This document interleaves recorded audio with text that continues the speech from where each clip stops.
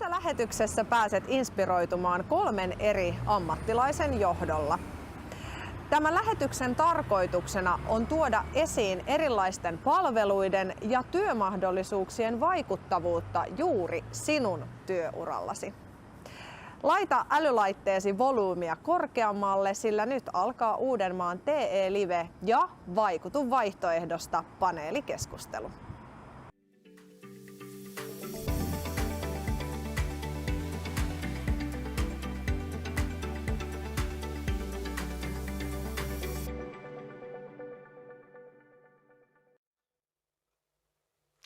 Tervetuloa seuraamaan Vaikutu vaihtoehdoista paneelikeskustelua.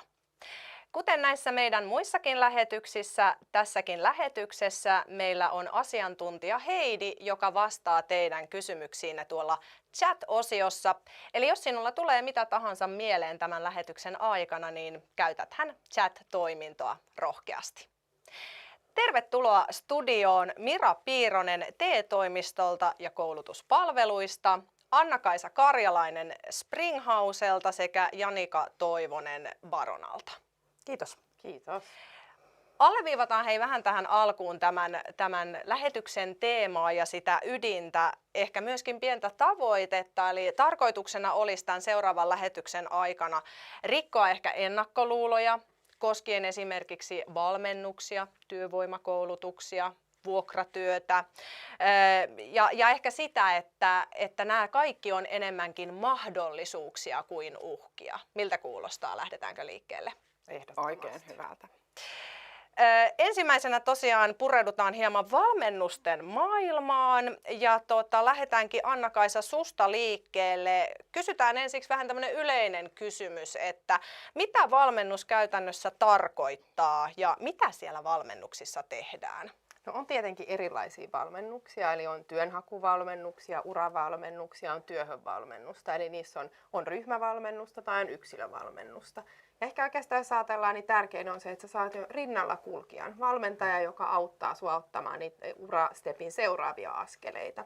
Se voi olla, että keskitytään työnhakuun, jos se on se sun tavoite, tai jos sun tavoite on esimerkiksi opinnot tai osaamisen kehittäminen, niin sitten tutustutaan opintoihin. Se voi olla myös yrittäjyyteen tutustumista. Eli käytännössä seuraavan askeleen ottamista ja niin, että sulla on siinä ammattilainen rinnalla ja parhaassa tilanteessa vielä ryhmä, eli vertaiset, jotka on mukana. Miten käytännössä tämä valmentaja sitten kulkee siinä rinnalla? Että onko se ihan tällaisia tapaamisia tai Teams-palavereita vai miten tämä käytännössä tapahtuu? Joo, no jos puhutaan vaikka, että on työnhakuvalmennus, eli jos ajatellaan täällä Uudenmaan alueella on tämmöinen työpolkuvalmennus, jossa on ensin 5 päivää ryhmämuotoista valmennusta, jossa osa toteutetaan lähiosa verkkotapaamisena, eli ollaan ryhmän kanssa yhdessä livenä paikan päällä. Ja sitten se jatkuu tämmöisellä yksilöllisellä jatkopolulla, jossa tavataan valmentajaa sitten esimerkiksi viikon tai 2 viikon välein Teamsissa tai livenä.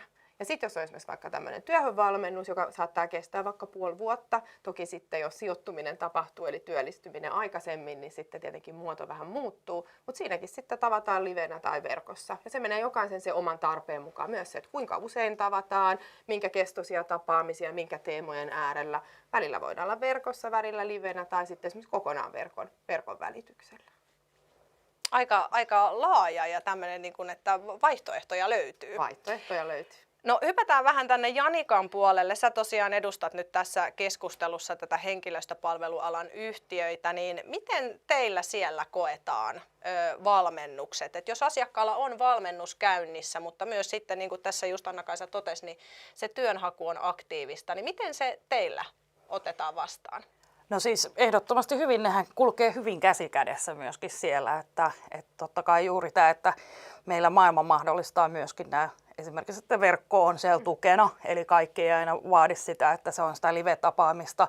Se antaa myös joustoa siihen, että jos esimerkiksi haluaa tehdä vaikka osa-aikatyötä siinä vieressä, että näähän niin kuin ei ole poissulkevia toisiltansa ollenkaan, vaan ehkä mahdollistaakin enemmän tänä päivänä, että on niin kuin tämä digimaailma on meille suonut tämmöistä sitten joustoa myöskin sitten niin, että se voi yhdistää valmennusta tai kouluttautumista sen työnteon kanssa. Joo. Ootko sä itse havainnut esimerkiksi teidän asiakasyritysten puolelta, että onko he kiinnostuneita vaikka tästä, että jos hakijalla on valmennus jotenkin käynnissä tai aktiivinen, että onko he niin kuin kiinnostuneita tällaisista asioista? Siis totta kai se kertoo siitä myös hakijasta ja siitä työntekijästä aika paljon, että mitä muita asioita siellä on ehkä motivaattorina. Ja se voi olla se, että esimerkiksi uranvaihtoa tehdään valmennuksen kautta. Ja niin kuin se varmasti kertoo aina tuleville työnantajille, että hei, että täältä on lähdetty niin kuin viemään sitä omaa next steppiä eteenpäin, että mikä se sitten ehkä se syy on ollut siellä, niin totta kai tällaiset nähdään positiivisina asioina ja myöskin sellaisina, että ihmiselle muodostuu myöskin, että mitä tulevaisuudessa haluaa tehdä. Että. Kyllä. Ja olisihan se ideaali niin, että valmennuksen jälkeen he siirtyisivät sitten kokonaan, vaikka esimerkiksi Baronalle tai jollekin muulle työnantajalle töihin. Aivan. No, tästä tulee nyt jo tosi hyvä tämmöinen käytännön esimerkki just tästä, että miten nämä niinku tukee toisiaan. Kyllä. Ehdottomasti, eikä niinku missään nimessä poissulje tilanteita.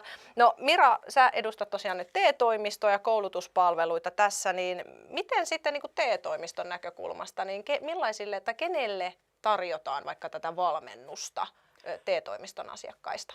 No kyllä se on just paljon, niin kuin Anna-Kaisakin sanoi, että silloin kun siellä on jotain uutta pohdittavaa siinä työelämässä, että ehkä tarvitaan pikkasen potkua tai apua tai tukea tai tsemppiä siihen uuden uran miettimiseen tai seuraavaan askeleeseen siellä työelämässä, niin siihenhän niitä kyllä tarjotaan tai niistä aletaan sit nostetaan esiin noissa tapaamisissa. Näin just. No mennään pikkasen asioissa taas eteenpäin. Täällä olisi Anna-Kaisa tällainen kysymys kuin, että miten nämä erilaiset valmennukset sitten käytännössä eroavat toisistaan? Eli millaisiin tilanteisiin sopii sitten esimerkiksi niin kuin yksilövalmennus tai sitten ryhmävalmennus? Joo. No tietenkin se on varmaan ehkä vähän myös siitä kyse, että miten yksilö haluaako osallistua pelkkään tämmöiseen yksilövalmennukseen, mutta mä jotenkin itse ajattelen niin, että tämmöinen ryhmän ja yksilön yhdistelmä on niin kuin aika hyvä, siitä tulee tosi paljon positiivista palautetta ja ennen kaikkea ne tulokset, eli sijoittumiset on itse asiassa niistä nopeampia. Ja se johtuu varmaan siitä osaltaan, että sä saat sen vertaisryhmän, sä tuut esimerkiksi sen 5 tai jos on uravalmennus 15 päivää joka päivä sen työnhaun tai urasuunnittelun äärelle, jolloin se lähtee aika rytmikkäästi ja nopeasti liikkeelle. Se tulee tavallaan sun arkipäivään ja sä teet sitä joka arkipäivä. Se myös rajaa sen, että sitten kun se valmennuspäivä on ohi, niin alkaa sun vapaa-aika, jolloin sä tavallaan voit ladata ja tehdä niitä muita asioita. Niin itse koen, että tämmöinen ryhmän ja yksilön yhdistelmä on kyllä tosi toimiva ja hyviä tuloksia aikaansaava. Toki se työhönvalmennuskin tuo sen, mutta siinä tietenkin sulla on sitten se valmentaja. Eli te teette kahdestaan töitä ja sitten siitä puuttuu se vertaisryhmä. Eli sitten tietenkään siinä ei tule niitä muita opiskelijoita kuin sitten näissä valmennuksissa tai työvoimakoulutuksessa, joka on niin kuin ryhmämuotoista. Ja siis kyllä ryhmävalmennuksessa se ryhmäytyminen on ihan ilmiömäistä. Se on todella, se on niin tiivistä yhteistyötä sillä tavalla niin kuin tärkeiden asioiden äärellä. Kyllä. Ja liittyyhän nämä kaikki asiat työelämään, että me tehdään yksilöinä työelämässä töitä, mutta harva meistä oikeasti täysin yksin tekee töitä. Me tarvitaan vuorovaikutustaitoja, me oletettavasti ollaan osa myös jossain työyhteisössä ryhmää. Eli sen verran harvassa meillä kuitenkin semmoiset duunit on, että varmaan ehkä ensiyrittäjänä ehkä olet jonkun verran yksin, mutta että ne on hyviä taitoja myös sinne työelämään ja myöskin se, että ehkä semmoinen tämän päivän myös verkostoituminen on tosi tärkeää, että sitä tehdään ihan jokaisessa ammatissa, että sä verkostoidut ja sähän voit aina oppia toiselta jotain. Kyllä. Se on just näin ja se toinen voi tuoda sulle niitä ajatuksia. Kyllä. Tavallaan herättää sus jonkun semmoisen suunnan, esimerkiksi jos sä oot pohdinnoissa, että sä oot tehnyt pitkään jotain samantyyppistä työtä ja sä oot esimerkiksi tullut muutosneuvotteluissa irtisanotuksi, se on tullut sulle yllätyksenä ja sä oot ihan uuden äärellä. Ja sitten se Janika siinä mun vieressä pohtiikin erilaisia asioita ja sitten mä alan miettiä, että tota mäkin voisin tai mitä elementtejä mä voisin tuosta itselleni ottaa, että se tuo paljon näkökulmia. Mutta en missään nimessä sano, etteikö ne yksilölliset työhönvalmennukset ole oikein hyviä valmennuksia myös. Että siinähän sitten tavallaan keskitytään täsmästi niihin, että mihin sä sitä tarvitset. Siinä ei mennä tavallaan ehkä ihan niin laajalla skaalalla, vaan keskitytään siihen, että mikä on kunkin juuri se tarve, se tavoite. Ja kummassakinhan tavallaan näissä tyypeissä valmennuksia on tärkeää se, että mikä on se sun tavoite ja mennään sitä kohden. Ei vaan puhuta työnhausta, vaan tehdään työnhakua. Ei puhuta urasuunnittelusta, vaan tehdään sitä. Eli sehän on niin kuin konkreettista, että meillä on koko ajan mielessä se, että mikä on se tavoite ja sitä kohden mennään. Just näin. Hyvää keskustelua. Sä jo tuossa Anna-Kaisa vähän nostitkin, sanoitkin tästä, että on tullut hyviä tuloksia aikaiseksi ja nostit tämän ryhmäpuolen esille, että siinä on ilmeisesti nopeampia nämä tulokset. Mutta onko sulla antaa esimerkiksi jotain lukuja tai jotain muita viitekehyksiä siihen, että millä tavalla esimerkiksi yksilö- tai näissä ryhmävalmennuksissa, että minkälaisia tuloksia sitten on saatu aikaan? Joo, ja ne tuloksethan on monenlaisia, eli on työllistymisiä, on osa-aikatyötä, on kokoaikatyötä, on määräaikaista, on toistaista työsuhdetta. Ja sitten toki sieltä mennään myös työvoimakoulutuksiin, eli koska se on erittäin hyvä mahdollisuus saada lisätä sitä omaa osaamistaan ja saada sitä jalkaa sinne oven väliin työnantajan suuntaan. Ja sitten toki mennään tutkintotavoitteisiin koulutuksiin myös.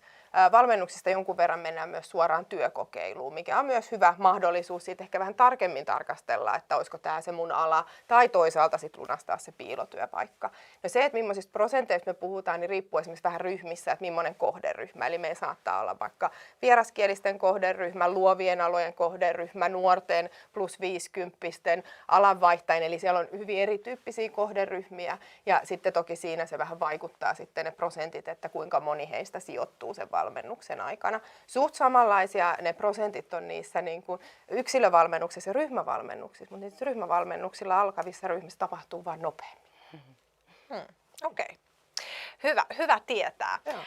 Mira, heitetään palloa vähän tänne sun päähän, että miten sä omassa työssäsi oot huomannut sen, että kuinka isossa roolissa esimerkiksi nämä valmennukset on siinä, että työnhakijat hakee esimerkiksi näihin työvoimakoulutuksiin sitten niin kuin valmennuksen aikana tai sen jälkeen? Joo, kyllä valmentajat osaa nostaa sen yhtenä varten otettavana vaihtoehtona onneksi, koska se on kuitenkin erittäin hyvä palvelu ja sitten meidän asiakkaalle, niin kuin sanottaisiko, silleen aika kevyesti pääsee sitten taas toisaalta hakeutumaan ja näin. Eli kyllä niitä osataan erilaisia vaihtoehtoja antaa kyllä valmennuksissa.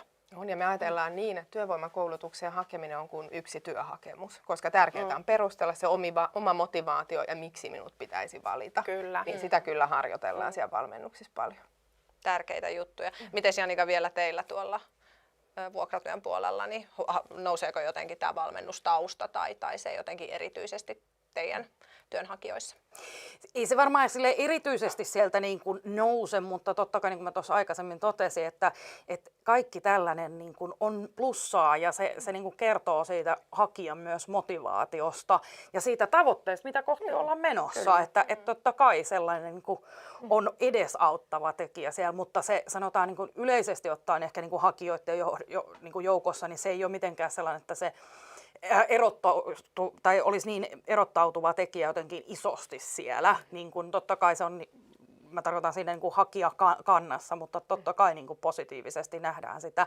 Ja siellä on jo niin kuin saatu sitä valmennusta siihen, että miten haetaan töitä ja minkä tyyppisiä ja niin kuin pystytään perustelemaan, että hei, miksi juuri nyt olen hakenut tätä paikkaa. Että totta kai sieltä tulee, niin kuin, työnhaku voi olla useammallekin niin kuin täysin uutta tässä vaiheessa tai on ollut just pitkässä työsuhteessa, alanvaihtajat, niin varmasti sieltä kanssa, että se valmennuksen ja niin kuin, täältä koulutuksen kautta tulee myöskin sitä, että osataan ja uskalletaan myöskin lähteä hakemaan niitä työpaikkoja. Kyllä, ja ollaan valmiita työhaastatteluun. Sitten kun se Janika soittaa ja kutsuu työhaastatteluun, niin tiedetään, miten se oma osaaminen kerrotaan ja vakuutetaan. Kuivaharjoittelu on hoidettu. Kyllä.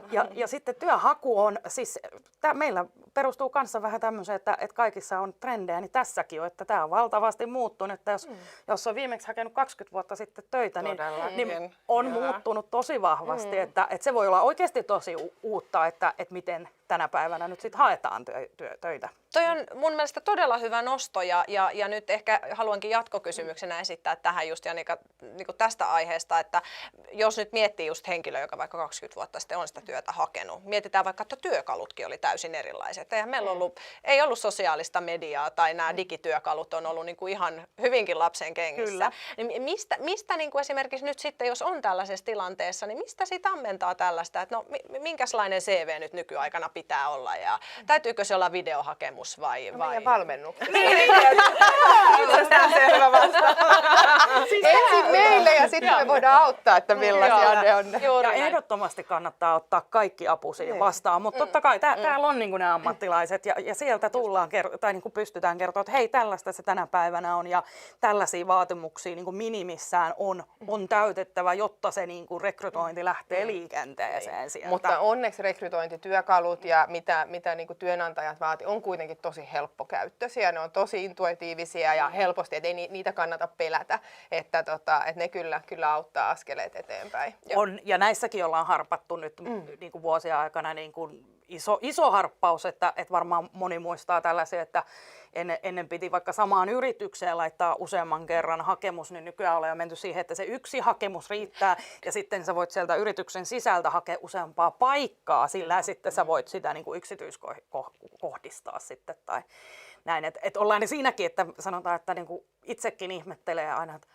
2 vuotta sitten oltiin tossa ja nyt ollaan taas harpattu Kyllä, eteenpäin. joo, Että kyllähän se työnantajienkin niin kuin meidän etu on myöskin, että se on mutkatonta ja helppoa se niin kuin hakeminen. Että sehän ei ole millään tavalla meillekään niin kuin, järkevää, että siitä tehtäisiin hirveän monimutkaista ja aikaa vievää. Näin se on. Just näin. Joo.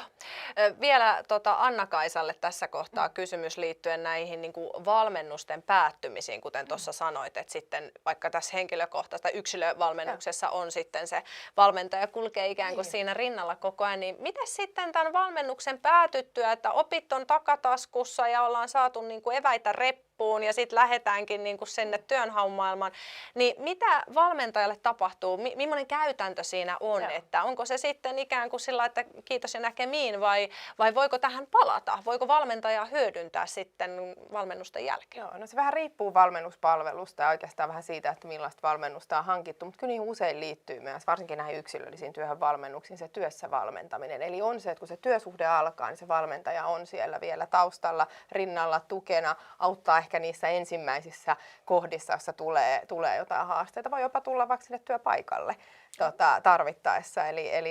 Eli voidaan myös tehdä sitä työssä valmentamista. Voidaan tulla esimerkiksi sinne vaikka esihenkilönkin tapaamaan ja muuta. Eli siinä on tämä tämmöinen mahdollisuus. Ja siinä toki sitä aina pohditaan sen valmennettavan kanssa, että miten hän itse sen kokee. Että tavallaan, että millä tavalla haluat, että olen siellä matkalla mukana. Että jäänkö tavallaan vähän taustalle, olen täällä käytettävissä, soitellaan, varmistaen silloin tällöin, vai haluatko, että tulen käymään. Koska sitten joillekin myös sekin, että se tuntuu aika ihanalta näyttää sille valmentajalle, että tämä on nyt se paikka, minkä mä sain, mitä me yhdessä haettiin, missä sä olit mun tukena ja apuna, että pääsee näyttämään myös sen, että nyt mä oon täällä osana tätä työyhteisöä. Mutta se sovitaan valmennettavan kanssa aina ja hän enemmän määrittää sitä, että missä roolissa hän haluaa. Koska sitten voi olla, että joku kokee sen niin, että hei, että nyt sä teit sen niin kuin osuutesi ja nyt mun siivet kantaa tästä eteenpäin. Mahtavaa. Hyvä.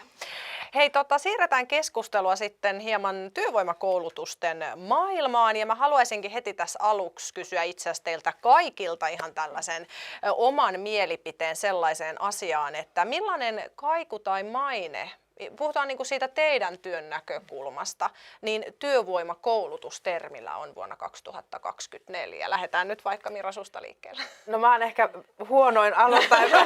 Mulla on se intohimon Voidaan kohde. heittää pallo Anna-Kaisa. No siis tälle valmennuksen ja työvoimakoulutusten tuottajana myös niin hyvä maine. Ja se, että ennen kaikkea mä ajattelen niin, että se on semmoinen lyhyempi mahdollisuus, niin kuin nopeampi koulutus saada sitä osaamista, ammatillista osaamista lisättyä. Pääsee sinne työnantajalle näyttämään omia taitoja, mikä parasta useimmiten siellä on ne työnantajat taustalla. Ja se on erittäin hyvä väylä. Erityisesti jos tuntuu siltä, että on vaikea päästä niissä avoimissa hauissa esimerkiksi erottautumaan, niin se, että sä pääset sen työvoimakoulutuksen kautta sinne työharjoitteluun ja sitä kautta lunastat sen työn, että erityisesti 10+.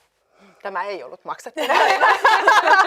Mitäs Janika? No ihan samoilla linjoilla, että ehdottomasti kannattaa hyödyntää ja mulla on tämmöinen ihan henkilökohtainen oma kokemus tästä, että mun mies lähti uravaihtajaksi ja on juuri tällaisen koulutuksen kautta, työvoimakoulutuksen kautta niin lähtenyt uutta uraa. Oli vaikea lähteä sitten löytämään uutta ammattia, niin tätä kautta sitten hän on lähtenyt ja kohtapuoliin valmistuukin. Että on vielä itse saanut tuolta niin kuin henkilökohtaisessa elämässä niin kuin nähdä, miten se toimii. Ihan loistavaa. Niin kuin ehdottomasti kannattaa hyödyntää. Ja siellä lähestulkoon kaikissa taitaakin olla, jos et niin kuin työnantaja siellä valmiina, niin sehän on ihan valmis paketti aidosti. On, kyllä. Joo, teidän kokemus on tuo uudelle uralle lähteminen, mutta useinhan työvoimakoulutukset on niinku täydennys tai lisäkoulutusta myöskin, että sillä vähän niinku päivitetään sitä omaa osaamista ja ajankohtaistetaan sitä. Nimenomaan. Että ne on ne vaihtoehdot tavallaan, että kaikkea löytyy. Eikös niin, korjaa jos olen väärässä, mutta eikö niin, että esimerkiksi jos on esimerkiksi tehnyt ammatillisen tutkinnon vaikka juuri se 20 vuotta sitten ja ikään kuin ala on mennyt eteenpäin, niin kuin moni asia liikkuu eteenpäin, niin sitten sieltä uutta vauhtia haetaan niin työvoimakoulutusten parista. Kyllä. Joo, just näin. No miten, Mira, sitten nämä työvoimakoulutukset eroaa siitä, että opiskelisi ihan oikeassa oppilaitoksessa? No siis oikeissa oppilaitoksissahan meillä kyllä toki opiskellaan ihan kyllä samoja tutkinnon osia tai tutkintoja kuin niissä oppilaitoksissa, mutta osa työvoimakoulutuksista on todellakin siis, kaikki meidän työvoimakoulutukset on työmarkkinalähtöisiä, mutta osassa on tosiaan siis hyvin vahva se työnantajapuoli mukana siellä taustalla ja sitä kautta niin kuin koostettu sellainen paketti, joka sopii just nyt tämän hetken työmarkkinoiden tarpeisiin, että se on semmoinen. Mutta tosiaan kyllähän meillä ihan siis tutkintoja ja tutkinnon osia suoritetaan myöskin näissä, että niitä on tosiaan monenlaisia. Ja mun mielestä on hirveän hyvä se, että aina ei ole välttämättömyys tehdä sitä koko tutkintoa. Ei päinvastoin. Että just se, että sä voit käydä täydentämässä, päivittämässä, lisäämässä jotain siihen, niin sehän on niin kuin äärimmäisen hyvä, että yleensä kuitenkin koko tutkinnot saattaa olla vähän pidemmän aikavälin, niin sitten tämmöiset niin kuin täydentävät, niin ne sitten sitä työmarkkinan kelpoisuutta tosissaan niin kuin puffaa eteenpäin ja on mahdollisuus sitten nopeasti jatkaa sinne työhakuun. Kyllä. Näinpä, että 1-3 tutkinnon osaa meillä on usein, jos on semmoinen tutkinnon osaa sisältävästä koulutuksesta kyse. No jos on itse jotenkin epävarma vähän siitä, että no, onko se nyt 1 vai 3 ja kuinka paljon ja miten, missä päin ja miten, niin auttaako sitten esimerkiksi just TE-toimiston oma asiantuntija siinä, että kartoitetaan vähän sitä tilannetta vai mistä siis sitten? Niihin kannattaa käydä tutustumassa työmarkkinatorilla niihin koulutuksiin ja sitten niissä koulutuskuvauksissa lukee usein sitten, että on tällaisia tutkinnon osa vaihtoehtoja, joista voit valita ja sitten siellä oppilaitoksessa katsotaan se, että mikä se on se sun tavallaan tilannetta eniten edistävä niin kuin osatutkinto. Mutta ne on hyvin paljon avaa niitä koulutuksia, noin meidän ilmoitukset työmarkkinatorin sivustolla ja niin siellä on aina kouluttajan yhteystiedot ja rohkeasti vaan voi olla yhteyksissä, että jos tahtoo lisätietoja. Osaatko tässä lonkalta heittää vaikka jonkinlaisia aloja tai niin kuin, että mitä sieltä niin kuin tällä hetkellä on mahdollisuus saada? Siis meillä on ihan laidasta laitaa oikeasti, että siellä on ihan korkean asiantuntijatason tehtäviä ihan siis sitten ihan niin kuin tämmöiseen ammatilliseen tutkinnon osaan. Uusin taitaa olla mökkitalkkarin koulutus, että meillä on ihan laidasta laitaa. Kuulostaa mielenkiintoiselta. Ihan varmasti on muuten tarpeen. Älä muuta sano. Se on sitä työmarkkinat, just sitä, että mitä on tarvetta. Aivan mahtavaa. Joo, ja myöhemmin itse asiassa katsojillekin tiedoksi, niin myöhemmin tosiaan sinne chat-ruutuun on tulossa näitä linkkejä, mistä löytyy muun muassa nämä työvoimakoulutukset, niin sieltä voi sitten käydä kurkkaamassa. Mutta se vasta lähetyksen loppupuolella. Mennään itse asiassa tästä semmoisella melkein hyvällä aasinsillalla Janika sinne päähän, niin miten esimerkiksi teillä asiakasyritykset liputtaa niin kuin työvoimakoulutuksia? Käydäänkö teillä keskustelua siellä niin kuin työnantajien puolella siitä, että vaikka voi että kun on hyviä hakijoita, mutta kun puuttuu vaikka nyt joku yksi pieni tutkinnon osa tai joku muu, minkä he hahmottaa sieltä, että kun tämä osaaminen jää nyt ihan pikkasen alle sen, mitä haetaan. Miten sä itse koet? Totta kai me käydään meidän asiakkaiden kanssa paljon sitä keskustelua ja joskus voi olla juuri näin, että jotain osaamista sinne tarvitsee päivittää tai hakea lisäksi ja sitten aina vielä mahdollisuuksien mukaan niin kuin katsotaan, että voisiko tämä valittu henkilö, joka siihen valitaan, että saadaan sitä tukea jostain sitten siihen rinnalle myöskin, vaikka kun työsuhde jo tehdään esimerkiksi siellä tai näin, että totta kai keskusteluja käydään näistä jatkuvasti ja meilläkin asiakkaat on tosi valveutuneita näistä. Kyllä. Ja niin kuin kaikki, mä aina haluaisin myöskin sanoa sen, että niin kuin työn haussa ja mitä niin kuin taustaa ihmisillä on, niin kaikki kannattaa niin kuin ylpeydellä kantaa ja niin kuin hyödyntää, että niissä on aina hyötyä, että sä olet jotain käynyt päivittämässä, kouluttautunut, käynyt valmennuksessa, niin kyllä ne kaikki on hyödyksi. Kyllä. Ja niin kuin monesti niin kuin työnantajat että asiakasyritykset arvostaa sitä aktiivisuutta.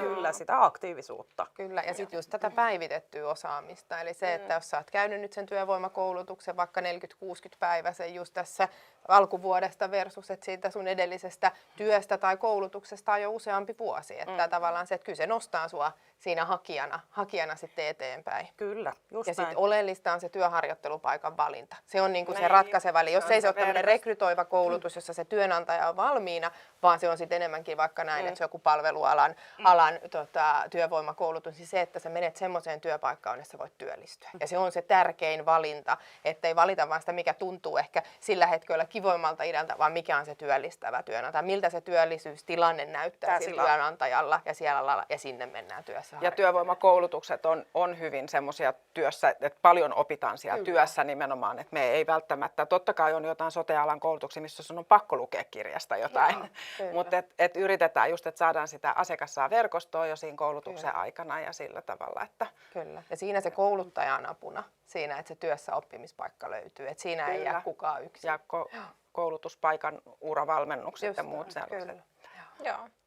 Tuleeko Anna-Kaisa teille valmennukseen joskus sellaisia, tai onko teillä sellaisia tilanteita esimerkiksi, että sinänsä hakijalla on niin kuin hyvät lähtökohdat siihen työn hakuun ja ehkä niin kuin siihen ei tarvitse niitä eväitä sen enempää, mutta että häneltä puuttuu sitten vaikka sieltä niin kuin historiasta jotain koulutusta tai että hän olisi erittäin pätevä hakija vaikka tähän ja tähän työhön, mutta sieltä puuttuu se, niin käännytättekö te sieltä teidän päästä sitten joskus suoraan niin kuin työvoimakoulutusten pariin? Joo, kyllä tietenkin siellä on paljon sellaisia asiakkaita, joilla puuttuu sit jotain osaamista, jonka takia vaikka esimerkiksi jää niissä hauissa. Tavallaan, että papereissa ja hakijassa ei ole, mitä osaamisessa on pieni joku puute, niin kyllähän se on se yksi vaihtoehto. Että se voi olla, että sitten mietitään jotain osatutkintoa tai kokonaista tutkintoa tai sitten työvoimakoulutusta. Ja ne voi olla siis työvoimakoulutuksia, jos ei ole ollenkaan mitään tutkinnon osia, vaan on niin kuin ammatillista osaamista lisääviä. Ihan ehdottomasti tietenkin, että hyvä.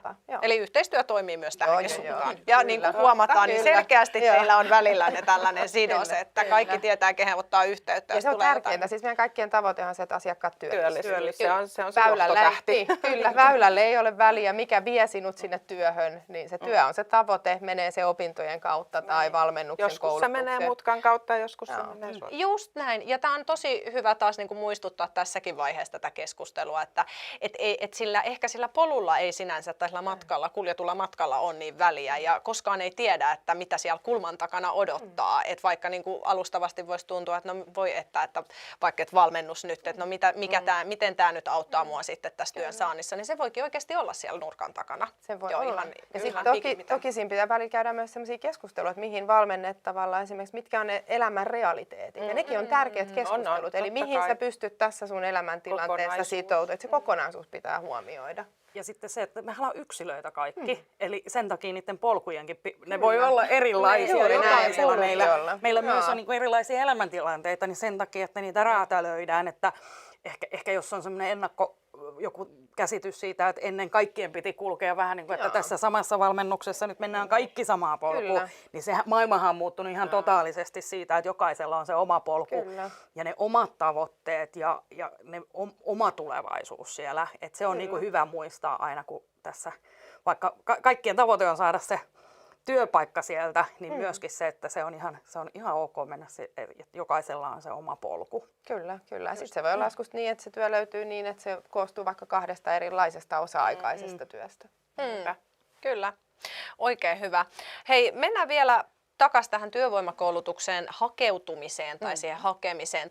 Toki tässä nyt taas katsotaan Anna-Kaisa, että sieltä valmennusten parista sitten saadaan niitä työkaluja siihen vaikka hakemuskirjeen kirjoittamiseen. Mutta jos oletetaan nyt, että on vaikka henkilö, joka kokee, että voisi hakea ihan itsenäisesti, ja eikö niin, että näihin haetaan vähän samalla tavalla kuin työpaikkoja. Kyllä, joo. Niin kysymys kuuluu, millainen painoarvo sillä hakemustekstillä on silloin, kun haetaan vaikka työvoimakoulutukseen? Joo, siis työvoimakoulutusten se valintaprosessi on tavallaan kolmiosainen, eli ensinnäkin tosiaan työvoimakoulutuksessa on työttömille ja työttömyysuhan alaisille tarkoitettu, ja jonkunnäköinen koulutustarve täytyy olla siellä toki.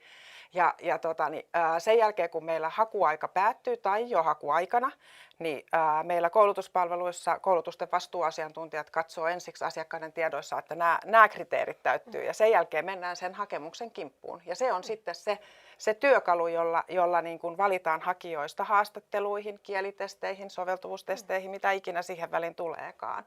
Eli kyllä sillä on tosi kova painoarvo. Ja erityisesti jos on kyseessä sellainen koulutus, jossa on työnantaja maksuosuudellaan mukana, eli työnantajan edustaja on siinä kohtaa sitten mukana katsomassa niitä hakemuksia, niin kyllä se on se erottava tekijä, se hakemus. Eli se on ihan ihanaa, jos niitä päästään siellä valmennuksissa tekemään sen valmentajan avustuksella. Että niin kuin toki hakija itse sen tekee, mutta että saa vinkkejä, että mitä sinne kannattaa laittaa. Ja tosiaan siis näihin meidän työvoimakoulutuksiinhan haetaan sieltä Työmarkkinatorin kautta, siellä on ne ilmoitukset ja koulutuskuvaukset, ja sitä kautta pääsee hakemaan sitten järjestelmän kautta. Kyllä. Ja sekin on helppoa. Ja siellä kerrotaan, mitä pitää täyttää mihinkin kohtaan. Kyllä. Just näin. Haluatteko te ottaa vielä Janika tai Anna-Kaisa kantaa näihin niin kuin ylipäätänsä hakemusten laatimisiin, että siihen olisi nyt hyvä mahdollisuus? Niin, no varmaan aina ihan niin kuin kun hakeeko sitten, mikä se nyt on se sitten päämäärä, mistä hakee, mutta varmasti on se, että siihen kannattaa niin kuin keskittyä ja aidosti niin kuin täyttää asioita. Että sehän nyt riippuu, että onko valmis pohja siellä vai haetaanko avoimella kirjeellä mahdollisesti tai näin, mutta lähtisin siitä, että on huolellinen ja tiedot on päivitetty. Ja niin kuin uhraisi sille sen verran aikaa, että voi ehkä itsekin miettiä, että jos olisi itse vastaanottamassa siellä toisella puolella, ja jos siellä on niin kuin etu- ja sukunimi, niin se ei kauheasti meistä ikävä kyllä niin kuin kerro. Ja meillä ainakin siis työvoimakoulutusten ilmoituksissa ne on ihan semmoisia edellytyksiä, mitä me niin kuin toivotaan, että mitä hakijoiden tulee täyttää. Sen takia se kannattaa lukea tarkkaan, että mitä siellä kysytään siellä ilmoituksessa. Se on juuri näin. Ja sitten jos ajatellaan työvoimakoulutusta ja siellä kysytään esimerkiksi sitä motivaatiota tai että miten tämä edistäisi sun urasuunnitelmaa, se on niin kuin tosi tärkeää miettiä, että itsekin, koska sä itsekin olet uhraamassa sille aikaa, sit kun sä sinne koulutukseen meet. Eli miksi mä sinne haluan mennä? Mihin se vie mua sen jälkeen? Ja onko se mun tavoitteen mukaista? Ja toisaalta sitten myös sitä motivaatiota vähän miettiä. Ne on tavallaan niitä kysymyksiä, joiden äärillä on hyvä pysähtyä, ja sitten myös ne on niitä tärkeitä, kun niitä valintoja tehdään. Et väliin niihin työvoimakoulutuksiinkin on paljon hakijoita, niin kyllä se motivaatio on tärkeä siinä, ja se, että sä näet itse jo sen, että miten tämä vie sua eteenpäin. Joo, ja sen verran mä vielä tästä hakemuksen laittamisesta työvoimakoulutukseen haluan sanoa, että täytyy muistaa, että ne on kuitenkin velvoittavia hakuja, että niin tavallaan, että sitten sitoutuu aloittamaan sen koulutuksen, jos sen hakemuksen lähettää. Että niitä ei voi niinku kokeillen laittaa sinne. Paitsi jos työllistyy matkan varrella. Niin työllistyminen on aina asia. Se on aina asia. Et sitä ei tarvitse miettiä, jos haku on käynnissä joku ja muuta. Kiva on ilmoittaa siitä, ei turhaa hakemusta sitten katsota. Kyllä. Joo, tosi hyvä nosto siis tämä kyllä. Joo, kannattaa muistaa tuo. No mä vielä kysyn Mira sulta siitä, että onko sulla jonkinlaista tilastoa tai tietoa, jotain lukuja, nähtävästi olen niistä tänään kovin kiinnostunut. Kaikki on aina kiinnostuneita luvuista. Onko näillä työvoimakoulutuksilla kuinka niin kuin vahva merkitys sitten ihan tällaiseen niin kuin vakituiseen työsuhteeseen päätymiseen? No me ei katsota tavallaan niin kuin sitä, että onko se työsuhde tai se mihin, niin kuin, ei katsota sitä, että onko se vakituinen, että se on ihan, se voi olla mitä tahansa työtä tavallaan, mutta jos vaikuttavuutta ajatellaan, niin työttömänä me katsotaan usein 3 kuukauden, niin kuin, että 3 kuukauden päästä koulutuksesta, kun koulutus on päättynyt, niin se vaihtelee hirveästi niin kuin aina kaikissa näissä, mutta se on semmoista, noissa tutkinnon osaan tai tutkintoon johtaviin, niin se vaikuttavuus on semmoista 60-65% luokkaa. Eli korkea. Joo, korkea. ja sitten jos on tämmöinen, missä on työnantaja sitten maksuosuudellaan mukana tai muuten vahvasti siinä koulutuksessa mukana, niin sitten se menee sinne 7-80%. Että kyllä nämä on ihan merkittäviä työllistäjiä, että tämä on vaikuttava palvelu, työvoimakoulutus. On riski työllistyä. On riski työllistyä, suuri riski vielä kaiken. Mutta vitsi mikä väylä! Nee, Oikeesti. Kyllä. Joo, eli työvoimakoulutusten kautta 65%, se on tosi kova luku kyllä, kyllä. ehdottomasti. Ja siis työvoimakoulutukseenhan voi hakea ehdottomasti myös ilman valmennusta. Eli siellähän myös aivan, puhutaan siitä totta työnhausta kai. ja muuta. Eli Kyllä, se, että kyllä. sinne voi ihan suoraan laittaa vain hakemusta. Että ei tarvitse edes asiantuntijalta kysyä lupaa. Ei. Eli sen voi laittaa hakemuksen siinä, kun työhakemuksen laittaa sitten vaikka Janikalle. Just näin, hyvä.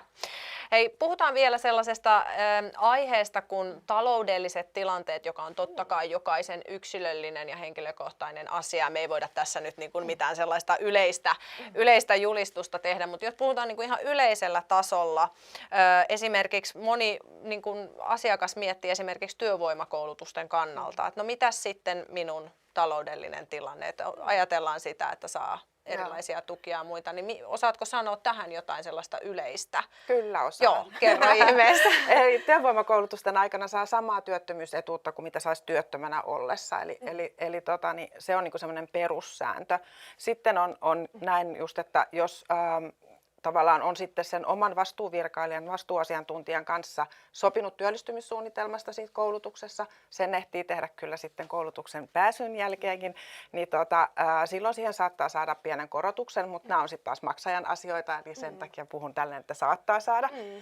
Sen lisäksi meille tulee semmoinen pieni ylläpitokorvaus, eli kun ajatellaan, että saattaa tulla tämmöisiä niin kuin matkakuluja ja muuta, niin päivittäinen ylläpitokorvaus tulee sitten työvoimakoulutuksessa. Avaatko vielä, mitä tarkoittaa päivittäinen ylläpito? Semmoinen niin kuin pieni summa, veroton summa, joka tulee joka koulutuspäivältä asiakkaalle automaattisesti sitten, kun on alkanut se koulutus. Kyllä, että voi ostaa bussilipun ja tavallaan Kyllä. kulut, mitä tulee Kyllä. siitä Päivästä. siitä. Joo. Se siinä on takana varmaan. Joo, kyllä. Joo. No miten onko sulla Anna-Kaisa niin kuin valmennusten näkökulmasta sanoa tähän? Vastaavan tyyppiset, eli kyllä. Joo, kyllä. Entä Janika? Tai teillä nyt on ehkä vähän eri tilanne kuin Ne maksaa palkkaa Me maksetaan palkkaa ja Vielä ei ole siihen menty. ei, että sitten toki Suomen hallitus on linjannut sitten näistä muista etuuksista. Joo. Mutta me hoidetaan se palkka. Kyllä, Että kyllä. Sitten se on se 100-pinnanen, mikä... Mutta tietenkin ehkä tärkeä on juuri näin, että se ei aiheuta kulua. Se on valmennettavalle tai koulutettavalle esimerkiksi työvoimakoulutukseen osallistuminen ei aiheuta sinänsä. Se koulutus on ilmaista. Eli se on tärkeää, että valmennukset ja koulutukset on niin kuin ilmaisia. Et työvoimakoulutuksessa, jos joku kortti suoritetaan tai tulee jotain viranomaismaksuja sellaisia, niin ne tulee osallistujan kontolle, mutta itse koulutus on kyllä vapaa. Joo, toi on tosi tärkeä niin kuin nostaa esille, koska tätä moni kuitenkin aina pohtii just näitä talousasioita ja kuten sanottua, niin kaikki on yksilökohtaista ja tapauskohtaista ja nyt ei voida niin kuin mitään sellaista, mutta tässä oli tämmöinen yleinen erittäin hyvä. Mutta ehkä viitaten noihin kortteihin valmennuspalveluissa on esimerkiksi täällä Uudenmaan alueella nyt käynnissä olevissa valmennuspalveluissa niin, että kaikki näistä hygieniapassit, työturvallisuuskortit ja muut kuuluu niihin valmennuksiin. Eli jos se edistää sun työllistymistä, niin sitten se järjestetään sen valmennuksen aikana että ja kuuluu siihen palveluun. Koska sitten jos se on tavallaan se sun suunta ja sä tarvitset hygieniapassin tai sä oot menossa vaikka varastoalalle ja sä tarvitset työturvallisuuskortin tai muun, niin se hoituu siellä palvelussa. Hyvä kuulla. Joo. Tosi hyvä. No Janika, mennään vielä sun osaamistaustaan ja täältä sellaista kysymystä heittäisin kuin, että millaista dataa löytyy sieltä teidän näkökulmasta, että mistä asioista on aidosti hyötyä sit siinä niin kuin työllistymisen korvalla. Et nyt jos ajatellaan, että on valmennusta ja työvoimakoulutusta, niin onko jotain sellaisia asioita, mitä sä haluaisit nostaa niin kuin tärkeinä asioina esille? No varmasti puhutaan tai pysytään tämän saman aiheen niin kuin ympärillä, eli kyllähän se niin kuin sen niin kuin hakijan, mitkä ne omat motivaatiotekijät siellä on, niin senhän täytyy tulla esiin siinä työnhaussa, eli joko hakemuksessa, tai no lähdetään hakemuksesta ja sitten tietenkin, että haastattelussa myös, että tietenkin työnantajana kiinnostaa se, että miksi haet, mikä on se motivaattori, miksi olet lähtenyt hakemaan tätä, millaisia niin kuin vahvuuksia ja osaamista sulla on tähän, että se erottautuminen, että tällä hetkellä on paljon hakijoita avoimia työpaikkoja kohtaan, että siellä on hyvä pystyä sanottamaan sitä ja ehkä semmoinen vinkki, minkä mä aina sanon, että me niin ehkä Suomen kulttuurissa niin me ollaan vähän ehkä semmoisia, että me ei hirveästi tykätä kehua itteemme tai kertoa, että miksi me ollaan hyviä, niin mun mielestä ihan kannattaa rohkeasti kertoa, että hei mä ymmärrän ruotsia esimerkiksi tai että tois esiin rohkeammin, koska yleensä me osataan vähän enemmän kuin me annetaan ymmärtää. Niin se ei ole, se ei ole niinku sellaista ylpistelyä, vaan se on ihan oikeasti, että voi olla, että mä oon tosi hyvä vaikka hitsari tai osaan tosi hyvin lajitella asioita ja kaikki mulla pysyy järjestyksessä. Niin tuo sellaisia, että ne kaikkien osaamiseen ei myöskään tarvitse olla sieltä niin kuin vaan koulutus.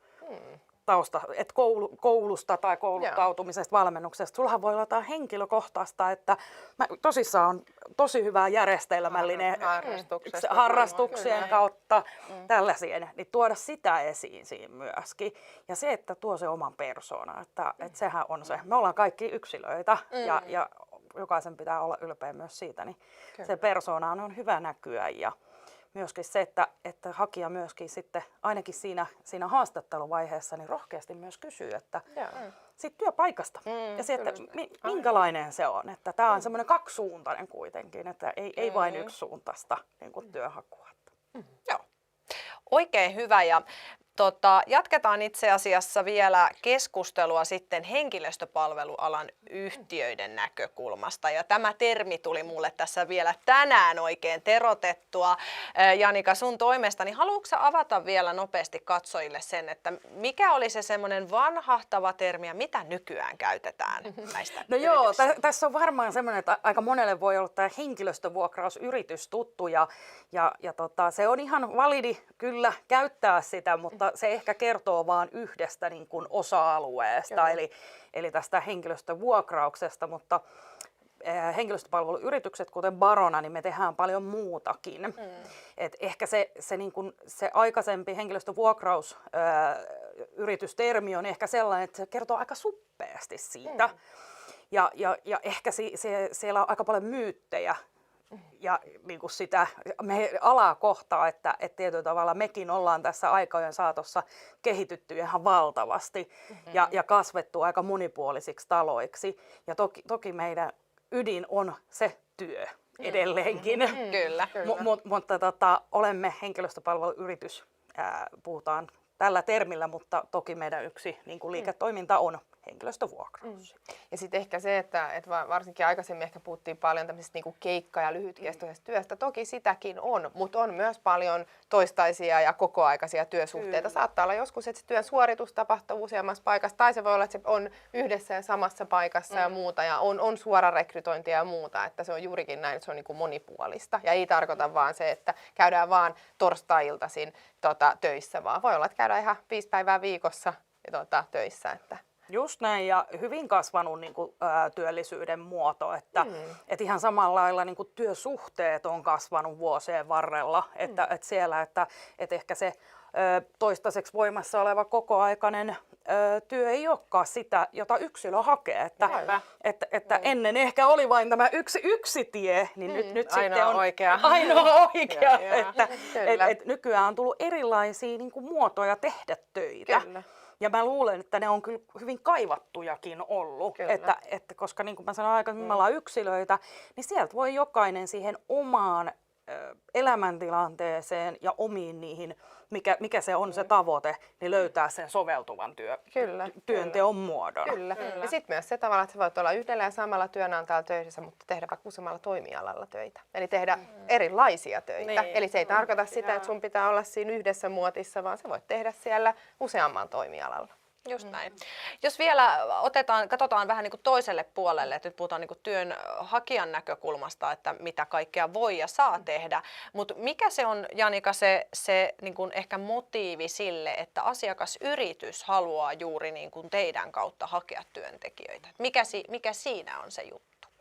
No syytähän on tosi monia, mutta esimerkiksi tämmöinen, mikä varmasti tänä päivänä on myöskin se, että rekrytointi on aika taitolaji myöskin. Heitähän säätelee rekrytoinnissa myös lainsäädäntö. Sitä ei ehkä hirveän moni aina muista, että siellä on kaikennäköistä lainsäädäntöä myöskin, että mitä pitää noudattaa. Ja toki sitten puhutaan hakijakokemuksesta ja maailma menee aika nopeasti tänä päivänä, niin me ollaan ammattilaisia. Henkilöstöpalveluyrityksen rekrytointikonsultit on ammattilaisia tekemään sitä. Meiltä löytyy järjestelmät, meiltä löytyy osaamista siihen ja se on ehkä sellainen, mitä niin kuin meidän asiakasyritykset arvostaa tosi paljon. Varmasti myös käytetään, kaikki työthän ei ole kokoaikaisia, että siellä voi olla projekteja, sijaisuuksia esimerkiksi, ruuhkahuippuja, jos halutaan tästä keikkatyöstä puhua, että meidän tiettyihin aloihin liittyy sellaisia, hei tuleva kesä, niin voi olla myöskin, että yrityksen ei ole kannattavaa myöskään niin kuin tällaisissa osa-aikaisissa niin hoitaa sitä rekrytointia kokonaisuudessaan ja palkanmaksua sun muuta. Eli he niin kuin tietyllä tavalla luottavat siihen, että ammattilaiset hoitaa sen sieltä. Joo, ja tämä kuulostaa niin kuin ehkä sillä, jos mietitään vaikka, että jotkut yritykset saattaa vaikka ulkoistaa markkinointia tai jotain viestinnänsä, niin tässä vähän niin kuin ulkoistetaan vaan se tietty osa, joka nyt on sitten sitä niin kuin rekrytointia tai HR, miksi sitä haluaa sanoa, niin että ikään kuin se on ulkoistettu, jolloin jää yrityksellä aikaa, energiaa, fokusta tehdä muita asioita. Siihen ydinbisnekseen. Ydinbisnekseen juuri se, ja sitten se, että kuitenkin siellä voi olla, että yrityksessä ei omat resurssit myöskään riitä siihen, että koska se maailma menee nopeasti, niin siellä voi olla, että hei, että se ydinbisnes kärsii, jos mä nyt rekrytoin tässä. Että syitä on tosi monia, mutta nämä on varmaan sellaisia, niin kuin, mitkä nyt ehkä eniten on, tai pääasiallisia syitä sitten siihen. Ja totta kai se, että meiltä myös löytyy paljon niin kuin jo kannasta olemassa olevia työntekijöitä ja työnhakijoita sieltä, että myöskin työnantajat, jotka vaikka tarvitsee isoja määriä työntekijöitä, vaikka kesätyöntekijöiseksi, työhön vaikka sesonkiin, niin myös se, että meillä on iso niin sanotusti peitto sitten koko Suomessa sitten tähän näin. Kyllä. Just näin.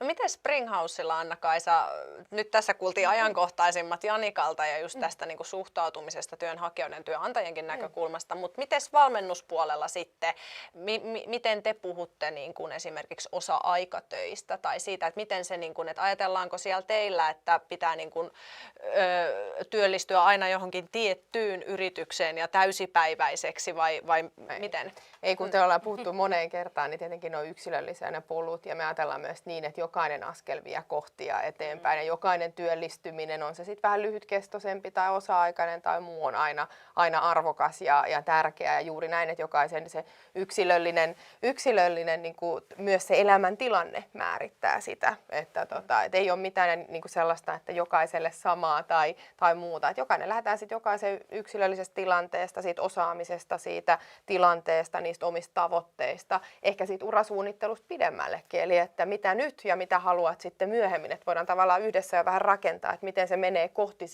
sinne vähän pidempään maaliin, että jos sulla on joku unelma tai toive tai muuta, niin voidaan katsoa vähän pidemmälle.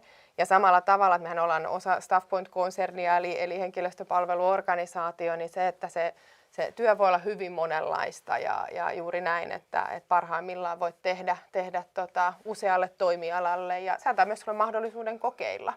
Voit olla samana työnantajan leivissä ja kokeilla jotain, todeta, että no itse asiassa se kaupan ala ei ehkä ollutkaan mun, mutta tämä logistiikka-ala olisikin enemmän mua ja muuta, että se antaa semmoista mahdollisuutta myös. Joo. No miten TE-toimiston näkökulmasta ajatellaan tällaista vaikka osa-aikatyötä tai jos on esimerkiksi kyse sesonki- tai tämmöisestä kausityöstä nyt, kuten kesän kynnyksellä ollaan, niin rohkaistaanko TE-toimiston puolelta sitten esimerkiksi hakijoita niin, että jos on vaikka kyse ihan pelkästään vaikka 6 kuukauden työsuhteesta. Että on se sitten sitä kesätyötä tai joku määräaikaisuus. Niin ajatellaanko se niin, että hei, että käy kokeilemassa tai niin kuin, et hae ja jos työllistyt ja tervetuloa sitten takaisin. Että ajatellaanko Kyllä, sitä totta myös kai. joustavasti täällä TE-toimiston päässä. Ja onhan pienetkin pätkät, ne on arvokkaita. Ne on sitä verkoston luomista ja kokemuksen saamista. Ja se on sitä tavalla, piilotyöpaikan lunastamista, että kun sä Kyllä, saat sen kyllä. yhden vähän Sä lyhyemmän kuulet, siellä on pätkän. naapurin vatsa kasvaa, että on äitiyslomalle jäämässä. Kyllä, että se tarve voi olla. Ja sitten jos se on, että se ei heti sillä hetkellä se tuu, niin sitten se voi ollakin, että sä et mieleen, että sä olit loistava työntekijä, teit kaikki työt hyvin, olit oma-aloitteinen ja aktiivinen ja sitten sulle soitetaan ja sanotaan, että miten olisi Mira, tuutko takaisin. Kyllä. Avaa ovia. Ehdottomasti. Ja sitten se, että ehdottomasti sieltä varmasti matkaa jää myös hyviä kollegoita. Myös niin kuin sitä, että sieltä se verkostoituminen on myös toinen, että kyllä mulla ei ole tilastoa sulle antaa, mutta En olisikaan kysynyt sitä seuraavaksi. mutta uskaltaisin väittää, että tosi monet lyhyet osa-aikatyöt, niin ne niinku ne tuplaantuu tai Kyllä, niinku, että et siellä on se efekti, että se esihenkilö sut muistaa sieltä, sun kollega muistaa tai se sun yhteyshenkilö henkilöstöpalveluyrityksessä muistaa, että hei, nyt sinne tuli nyt seuraava pätkä, mäpä soitan hei nyt. Samalle henkilölle on Niin, vapaa. Ja sitten on se myös työnantajan siitä näkökulmasta, että jos sä oot viivalla toisen kandidaatin kanssa hakemassa jotain paikkaa ja sä oot tehnyt niitä lyhyempikestoisia työsuhteita siinä välissä ja toinen ei ole tehnyt mitään, niin kyllä se kelkka silloin yleensä kääntyy sille, joka on tehnyt niitä työsuhteita siellä välistä ollut töissä. Just näin. Oikein loistavaa keskustelua ja jatketaan vielä tämän aiheen parissa. Mennään itse asiassa. Tämä kysymys on oikeastaan osoitettu teille kaikille. Voidaan lähteä liikkeelle, kenellä tulee ensimmäisenä mieleen. Eli ajatellaan näin, että henkilö saattaa päätyä vaikka sitten tällaisen vuokratyöfirman sivuille ihan ensimmäistä kertaa, tai hän voi päätyä sinne vaikka niin kuin TE-palveluasiantuntijan toimesta tai kehotuksesta, pyynnöstä. Tai tämän virkailijansa kanssa. Ja kun tämä virkailija on tehnyt tämän työtarjouksen, tai siis tämän ehdotuksen, ja valmentajan kanssa on ehkä katsottu niitä sopivia työmahdollisuuksia, niin kuinka tämä prosessi lähtee tästä niin kuin liikkeelle? Eli kun se työtarjous tai siis tämä hakuilmoitus ikään kuin tarjotaan, että katso tämä tai hae tätä, niin miten se lähtee, tai Annika ehkä osaa avata, että millainen se polku on niin kuin rakennettu sinne teidän päähän, vai onko se asiakasyrityksestä riippuvainen? Ei, kyllä se niin kuin lähtee meistä tietenkin, että minkälaisia hakuja meillä siellä on, ja toki ne riippuu sieltä meidän asiakasyrityksen niin kuin tarpeesta, mutta prosessi lähtee ihan normaalisti niin kuin työnhakuprosessi, eli meillä siellä on ilmoitus, ja ilmoitus on hyvä lukea, mitä siellä lukee ilmoituksessa ja minkälaisia mahdollisesti minimivaatimuksia on ja tietenkin sitten se, että mitä me myös tämä asiakasyritys tarjoaa ja me kannattaa niitä pohtia ja yleensä aina meillä löytyy yhteystiedot sieltä, että jos joku asia niin kuin mietityttää, niin valmentaja voi esimerkiksi soittaa tai itse saa soittaa, että jos joku asia siellä mietityttää, että miten tämä menee ja sitten laitetaan hakemusta sisään ihan normaalisti sinne ja meillä sitten rekrytointiprosessi menee ihan omalla painolla, eli ollaan mahdollisimman tehokkaita siellä tietenkin, että kenenkään ei tarvitse odottaa liian pitkään. Meiltä tulee väliaikatietoja siinä ja toki kun se haku jo umpeutuu, niin jos siellä jotain mielessä on, niin sama juttu, että aina on hyvä kysyä. Ja sitten toivottavasti on se tilanne, että kutsutaan haastatteluun, että toki tänä päivänä on vähän erilaisia haastattelumalleja, että on live-haastattelua on ja voi olla Teamsin välityksellä, eli voi sieltä kotota olla etähaastattelussa. Joskus käytetään ihan tämmöisiä niin kuin videotallenteita, että esimerkiksi tämmöisissä isoissa haussa voi olla, että missä on volyymiä paljon, niin että hei, esittele itsesi videolla, voit kotona sitten sen meidän rekrytointijärjestelmän kautta tallentaa ja siellä pystyy sitten erottautumaan esimerkiksi. Et mä itse tykkään niistä videoista sen vuoksi, koska ehkä itse en ole kirjallisesti, mun persoona ei pääse siitä niin kuin esiin, mutta sitten siellä videolla mä voinkin olla se, että hei vitsi, mä oon tämmönen tyyppi. Ja toiselle taas se kirjallinen voi olla helpompi, mutta että erilaisia muotoja on ja tosissaan ja haastatteluun kannattaa valmistautua ja miettiä itsekin, että hei, mitä mä haluan kertoa itsestään. Vähän niin kuin, että sanottaa itsellensä, että mikä se tavoite on, niin sama asia on siinä mun mielestä haastattelussa, että sanottaa itsellensä, treenaa vähän sitä, että hei, että mä haluan. Kysymyksiä löytyy paljon esimerkiksi netistä ja varmasti valmentajien kautta tulee, että hei, nämä on näitä aika perinteisiä, mitä kysytään. Niin valmistautuu ja myös valmistautuu siihen, että mitä itse haluaa kysyä. Kyllä. Ja ottaa tästä asiakasyrityksestä selvää, että meillä pääasiallisesti kuitenkin kaikissa ilmoituksissa kerrotaan, että mikä tämä asiakasyritys on. Niin hyvä käydä muutamat nippelitiedot aina katsomassa siihen. Ja siinä vaiheessa, kun hakee paikkaa, niin työnantajahan ei tiedä, että haetko sitä kenen kehotuksesta vai omasta tahdosta. Eli se on ehkä tärkeää, eli että sehän työnantajan pää ei sitä tiedä, että oletko pohtinut sitä valmentajan kanssa vai onko asiantuntija kehottanut sinua hakemaan. Eli silleen siihen kannattaa suhtautua, että tavallaan että se työnantajalla ei ole tietoa, että vai onko se vaimo neuvonut vai kuka ohjannut eteenpäin. Että sinänsähän se menee ihan niin kuin mikä vain normi rekryprosessi. Joo. No jos tuolla nyt katsojat miettii, että okei, että hei, no että ehkä tämmöinen polku voisi tai väylä voisi toimia ehkä mulla ja hakea ehkä nyt vaikka sellaista keikkatyötä sitten, mitä myös on mahdollisuus vaikka Baronan kautta hakea, niin onko Janika jotain semmoisia aloja, mitkä siellä korostuu esimerkiksi näissä lyhyemmissä töissä tai lyhytaikaisissa työsuhteissa, osa-aikaisissa töissä? Onko jotain sellaisia aloja? Pohdin tässä nyt, että jos on katsoja eri ammattikunnista, niin kenelle voisi vinkata?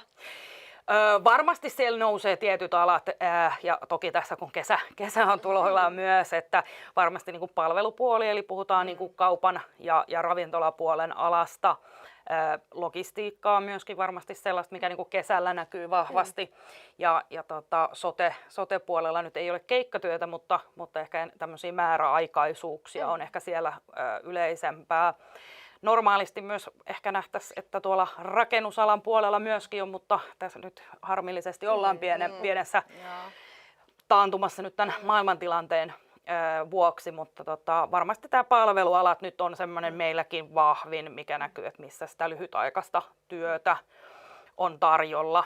Ja sitten tietenkin kun meillä kesä alkaa, niin sitten se näkyy tietenkin, kun me lomalaisia ja turisteja tulee, niin niillä aloilla on vahvasti sitten sitä tarvetta sitten lyhytaikaisillekin töille. Ja monesti näissä aloissa on myös se, että aika niin kuin pienellä taustakokemuksella pääsee jo tiettyihin tehtävänimikkeisiin jo kiinni, että silloin kannattaa sen oman motivaation ja persoonan niin kuin näkyä, että kaikkiin ei ole välttämättömyys pitkä koulutus tai aikaisempi työkokemus. Joo. Paljon puhutaan siitä ammattitaidosta ja sellaisesta, että totta kai jos sulla on tietyn vaikka niin kuin ammattialan koulutus tai tausta, niin sulla on se ammattitaito karttunut ja kertynyt. Ja sitähän voi totta kai kerryttää mistä vaan. Meillähän on nykyään aika trendikäskin sana moniosaajuus, jossa voi niin kuin saada ammattitaitoa erilaisilta aloilta ja erilaisista ajoista. Miten sä, Janika, koet teidän näkökulmasta sen, että voiko niin kuin teille työllistyessä kuitenkin myös ihan yhtä lailla kasvattaa sitä ammattitaitoa? Jos on vaikka joku ammatillinen koulutustausta, otetaan nyt vaikka se hitsaaja tai mikä tahansa, ja on vaikka työuran alkupuolella tai alussa vasta ja työllistyy vaikka, on se sitten vakituinen tai määräaikainen työsuhde, niin kasvaako teillä myös ammattitaito? No totta kai, että tämähän on vaan, niin kuin tietyllä tavalla pitää ajatella, että kyllähän se työ on työtä, että vaikka henkilöstöpalveluyrityksen kautta työllistyisi, oli se vakituinen tai osa-aikainen työ, niin eihän se itse mitä me tehdään, niin se on ihan sitä samaa asiaa siellä, että ehdottomasti kasvaa ja sitten tietyllä tavalla semmoinen, että jos on avoin myöskin käymään useammassa paikassa, että sitä osa-aikatyötä tekee useammalla niin kuin meidän asiakasyrityksellä. Sä voit joka paikasta oppia erilaista. Ne työpaikat on erilaisia, että hei täällä mä voin saada tätä osaamista, mutta tämä toinen yritys on nyt vaikka sillä on joku spesifikki toinen niin kuin oma liiketoiminta-alue, niin mä voin sitä sieltä järjestelmiä. Tai järjestelmät. Ja siis miettikääpä, mikä mahdollisuus päästä vähän käymään eri työpaikoissa. Tsekkailemassa. Eli se, että tavallaan myös, että mihin mä itse sovellun, mikä työyhteisö tuntuu sellaiselta, missä mä haluan sitä työtä tehdä. Eli se mahdollistaa myös sen. Ja se, että vaikka nyt puhutaan näistä tämmöisistä vähän lyhytkestoisemmista, niin meidän henkilöstöpalveluorganisaatiossa on ihmisiä, joilla on monien kymmenien vuosien työsuhteita meillä. Eli se ei tarkoita sitä, että ne työsuhteet on vaan niitä 3 kuukauden kesäsijaisuuksia, vaan ne voi olla vuosien mittaisia, että on niin kuin monenlaista.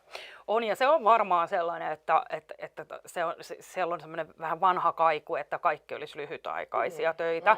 Et sen takia me puhutaankin, että henkilöstöpalvelualan yritykset, koska siellä on niin kuin toistaiseksi voimassa olevia kokoaikaisia työsuhteita, on paljon suorarekrytointia asiakkaalle, eli silloin se prosessi tulee vain meidän kautta, missä rekrytoidaan, mutta sitten palkattu työntekijä tulee työsuhteeseen suoraan sinne asiakasyritykseen, ja tätä on yhtä hurjan paljon kuin esimerkiksi vaikka sitä lyhytaikaista.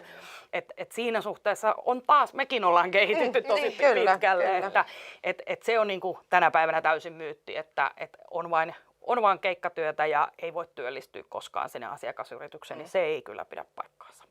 Kyllä. Eli tämä on oikein loistava väylä myös sitten päästä käsiksi. Joo.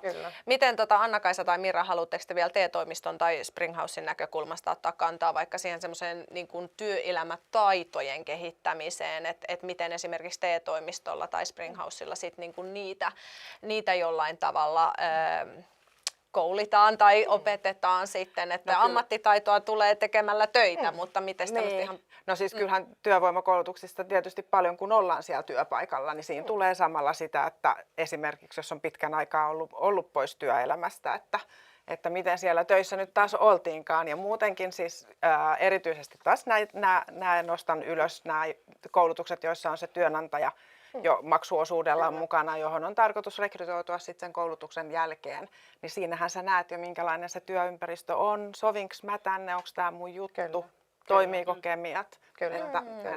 Niin. Ja sitä ammatillista osaamistahan lisätään sen koulutuksenkin aikana jo niissä niin sanotusti lähiopetus- tai verkko-opetuspäivissä. Ja kyllähän valmennuksissa me myös toki puhutaan siitä osaamisen kehittämisestä ja niistä työelämätaidoista, siitä muuttuneesta työelämästä.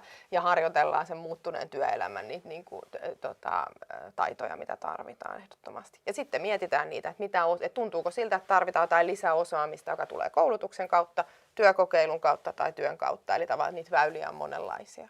Kyllä. No. Arvon asiantuntijat, mielelläni jatkaisin keskustelua pidempäänkin, mutta tässä on jo jokunen tunti ilmeisesti vierähtänyt, niin mennään tähän yhteenvetokohtaan ja ynnätään vähän yhteen. Eli tuolla jos katsoja on nyt ihan pääpyörällä, että no mitä työvoimakoulutusta, valmennusta ja vuokratyötä olisi kaikkea tarjolla, niin mistä nyt niin kuin kannattaisi lähteä liikkeelle, että jos haluaa lähteä ottaa härkää sarvista, niin mikä on niin kuin se seuraava steppi? Toki nyt emme tiedä kaikkien katsojien taustoja, mutta vaikka semmoinen vähän kultaisesta keskitiestä, jos lähdetään liikkeelle.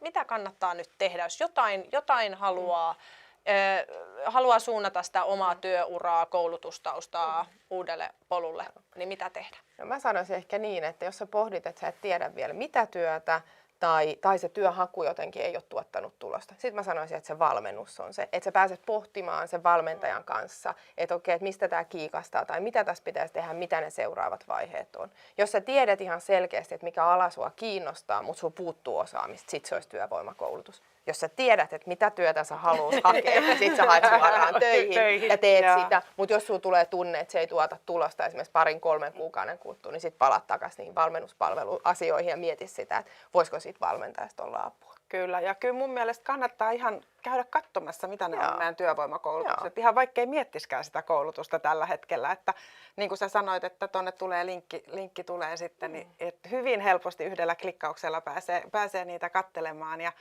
sieltä tosiaan ihan scrollailla vaan, että mitä kaikkea siellä on. Sieltä saattaa nousta joku semmoinen, että tämmöinenkin koulutus, että mikäs tämä on. Ja katsoa sitä ilmoitusta ja sinne tulee koko ajan uusia. Vanhoja toki poistuu myöskin, mutta tulee uusia ilmoituksia, niin sitä kautta lähtee liikkeelle. Kyllä. Ja meidän sivulta voi sitten Paronen sivuilta esimerkiksi mennä katsomaan, minkälaisia työmahdollisuuksia meillä on eri aloilla. Että meillä on valtava määrä toimialoja ja toimialojen sisällä on vielä niin kuin spesifikkejä väyliä, niin voi käydä katsoa, että sivuilta pystyy katsoa, että mitkä on kokoaikaisia ja mitkä on osa-aikaisia ja voi laittaa sijaintia sinne, että missä päin on ja näin, niin voi käydä vähän katsomassa, että minkälaista ja mitä siellä pyydetään esimerkiksi. Mitä siellä ilmoituksessa on vaikka laitettu, että siellä voi olla tiettyjä ammatteja, jossa täytyy sitä koulutustaustaa olla, osassa ei tarvitse olla. Sitten siellä voi olla tiettyjä muita asioita, niin sitten voi peilata sitä, että hei, onko mulla nämä asiat jo kondiksessa? Voisinko mä lähteä jo hakemaan tätä esimerkiksi? Ja jos ei, niin sitten työvoimakoulutus. Kyllä. Ja jos valmennukseen haluaa osallistua, niin oma asiantuntijan kautta. Hänelle voi kertoa, että hei, mä haluan valmennukseen ja sitten yhdessä voivat pohtia, että mikä niistä valmennuksista. Ihan loistavaa pohdintaa. Minä kiitän teitä oikein paljon tähän paneeliin osallistumisesta ja oikein mukavaa alkavaa kesää kaikille. Kiitos. Kiitos. Samoin. Chatista löytyy nyt tosiaan siis nämä mainitsemat linkit, eli siellä on Springhousen, Baronan sekä TE-toimiston omat linkit, josta voit siitä saada lisätietoa kaikista näistä aiheista, mitä täällä tänään on keskusteltu. Sieltä löytyy myös yksi erillinen linkki, joka on palautelinkki tänne Uudenmaan TE-liveen, ja toivomme sitten myöskin tästä lähetyksestä palautetta, eli olisimme kiitollisia, jos käyt sitäkin siellä klikkailemassa. Ei muuta kuin kiitän tässä kohtaa teitä katsojia seurasta ja oikein mukavaa päivän jatkoa. Moi moi!